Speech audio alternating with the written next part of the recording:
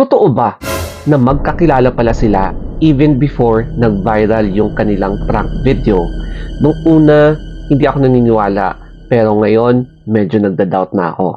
Kaya kung ikaw ang isa sa mga nagbigay ng pledge or nag-offer ng pledge, lalo na kay kuya, mukhang mapapaisip ka na naman. Pero valid yung story niya sa kanyang pamilya. Napansin kasi ng isang content creator, tignan niyo muna yung tattoo ni kuya, no? Ayan, yung Taragis Takoyaki. So, pagmasdan niyo mabuti. Sabi kasi ng isang content creator, hindi fresh yung tattoo sa noo. It means matagal na or henna lang. Hindi rin marunong umarte si kuya. Halatang scripted. Publicity stunt lamang. Gigil na gigil pa man din kayo. Ha ha ha ha. Sayang yung galit nyo mga syunga. Okay, so tignan ulit natin yung kanyang henna.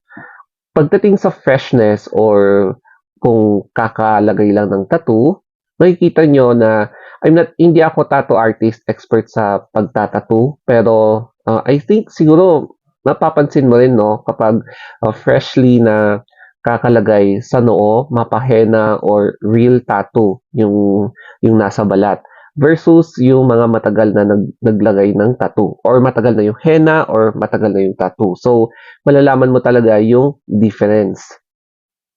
Ito naman yung ilan sa mga nag-pledge or gustong tumulong kay kuya. Kasi nga naman, no, mahirap talaga maging isang parent ng isang child na nakakaranas ng special needs such as Down syndrome. Kasi doble talaga yung pangangailangan such as yung protection, yung edukasyon nila, yung health nila. And hindi natin mabe-blame na baka merong umatras, lalo na kapag nakita nila na parang there's something more about sa prank na yan.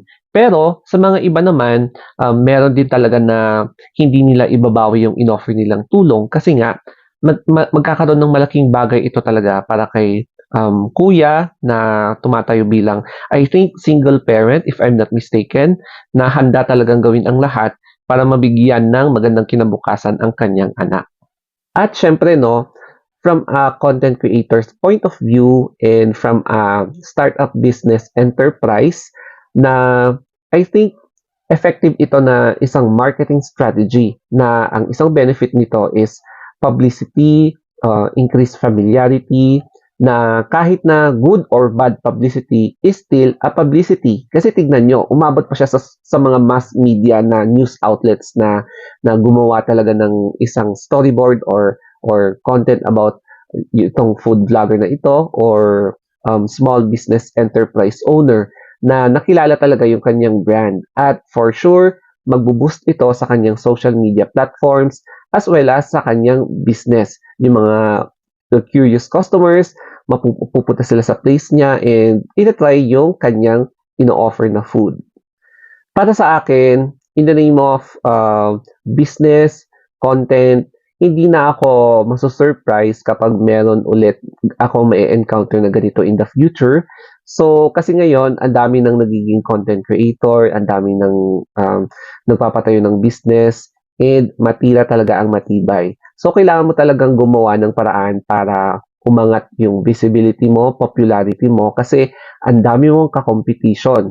So, gumawa ka talaga ng way para ikaw ang mag-stand out.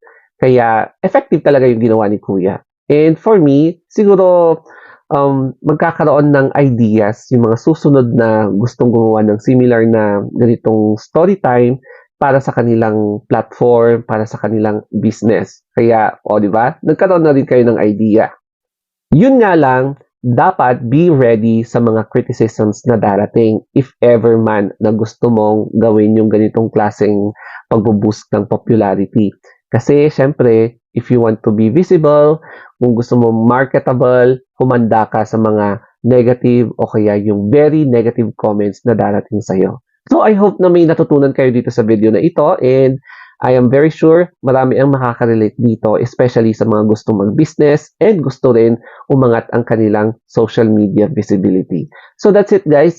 Thank you and have a wonderful day. Follow me na lang sa aking Instagram account. Ayan. So that's all guys. Have a nice day ulit.